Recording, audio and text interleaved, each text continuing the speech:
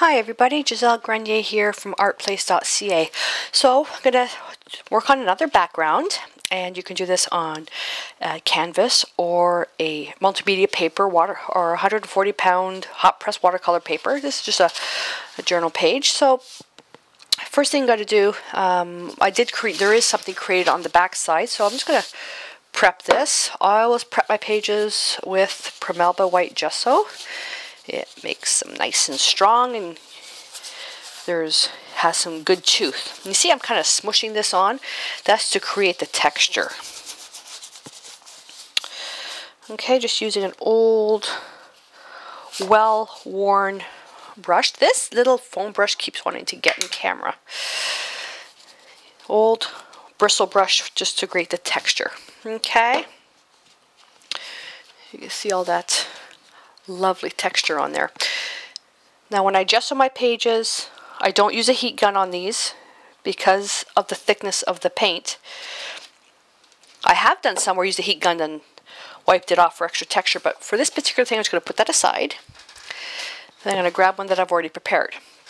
Now we're going to do some finger painting, but before we do that, what you'll need to do is either get some gloves, okay, some rubber gloves, or I like using painter's glove. What this is, you just put a little bit in your hands. You don't need a lot. Whoops, that's probably enough. Just a little bit, okay, and put that on. It creates a barrier. It helps prevent your hands from being stained. Now the colors that I'm using Prima acrylics, and I'm going to try this one with yellow oxide and raw sienna. They're pretty. They're earthy colors. They're pretty neutral. But if I was to use like the phthalo colors, phthalo green, phthalo blue, or even alizarin crimson, quinacridone violet, dioxazine purple, those are actually staining colors and won't come off so easy.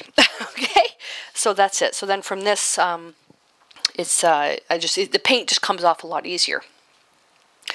So I've got my background here. So now what I'm going to do is I'm just going to, and I'm just going to randomly dot on some yellow oxide, and I'm just going to use my fingers to push this in. And the paints that I'm using, the Prima acrylics, they're non-toxic, highly pigmented. Ooh, I like that where it left the circle there. I really like that circle that it left. And this is a progressive page, so you can add color and add more color, and add a bit more paint. Okay. When I do this technique with oils, I actually use cheesecloth to move the paint around. And basically what I'm doing is I'm focusing on the outside edges, really. And the extra paint I have here, I can come on the bottom here. And you can see that, especially here, you can see this nice texture. This is the gesso that created that really nice texture. And just going to remove a little bit of that excess there. You can leave some paint thick, some paint thin.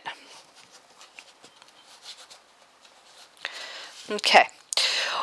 While that's a bit wet, now I'm going to come in with raw sienna, and I'm going to go into different areas where it's white.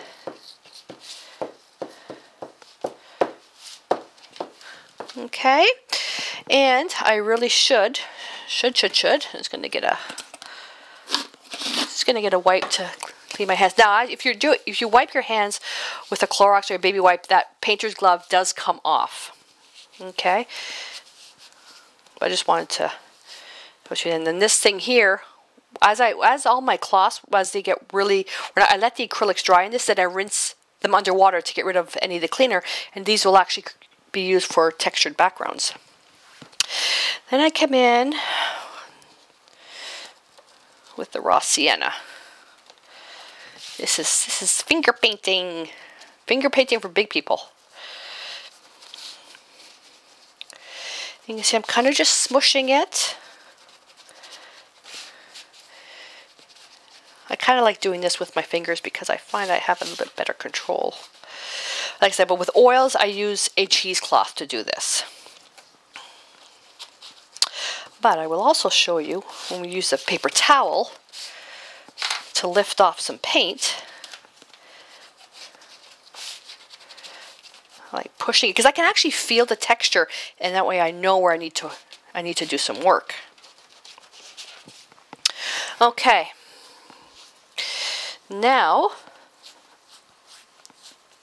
actually not a paper towel, just a baby wipe. And we need to dry this first, just to get it tacky. I'm not worried too much about where the paint is very thick, because that'll end up coming, a little bit of that will come off. So wherever the paint is very thin, that's what I'm drying. I'm drying that, but I'm keeping my heat gun moving. Okay?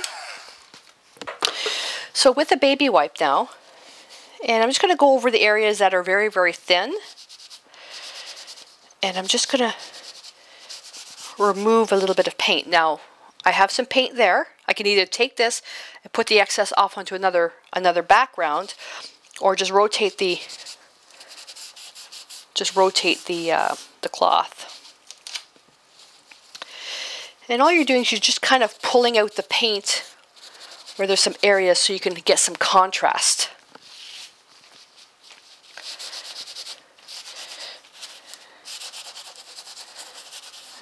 See, where the paint is very thick, where it started to dry, it'll leave some nice splotches.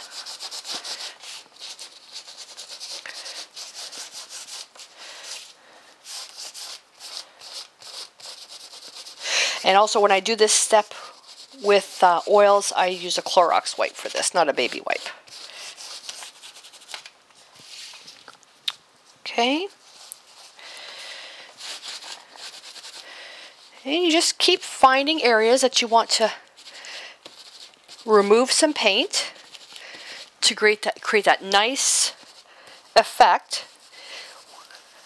And as you go over, as the thicker areas start to dry, it becomes easier to remove the paint because it comes off in chunks. Like here, this part here, like I can just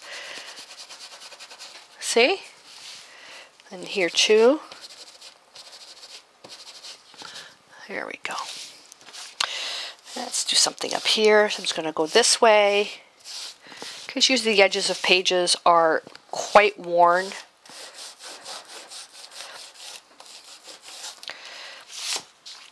And if I had not gessoed my page, I couldn't be rough like this because the paper would be very flimsy. But if you're doing this on canvas, if your canvas is already well gessoed with good texture, then you can probably skip the gesso technique, unless you want specific texture in there on your canvas.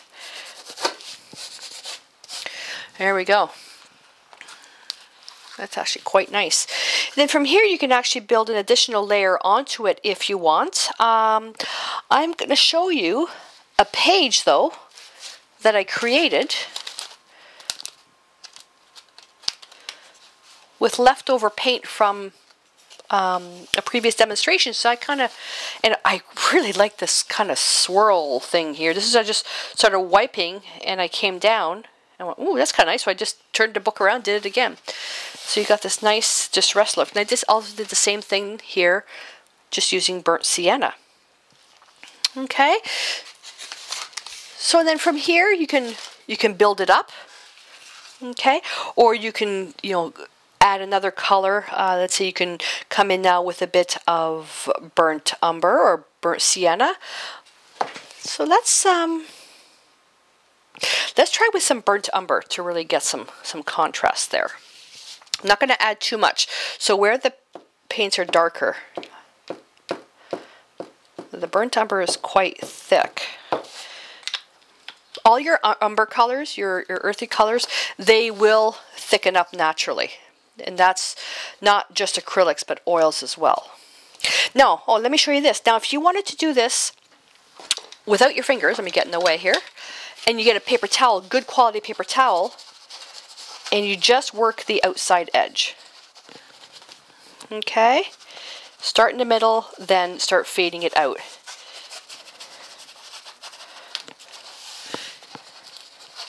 Don't get a perfect circle. You see I'm kind of scrubbing.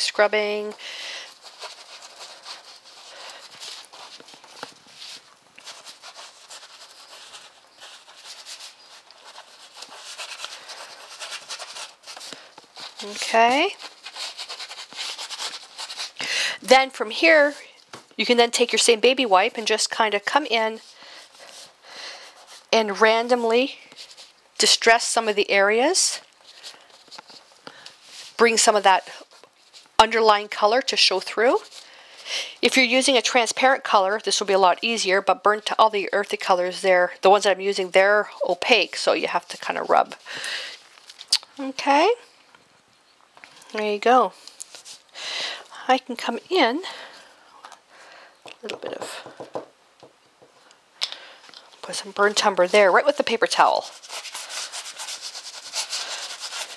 And right with the paper towel, it's really distressed. This is a nice grunge page, and now, how is this going to speak to me? I'm looking at this, and what I see, I'll turn it this way, what I see is a landscape scene. I can see a tree here, okay, water here, foliage here, okay, foliage here for another tree, so almost like a enclosed type of painting. That's what I see here when I look at this.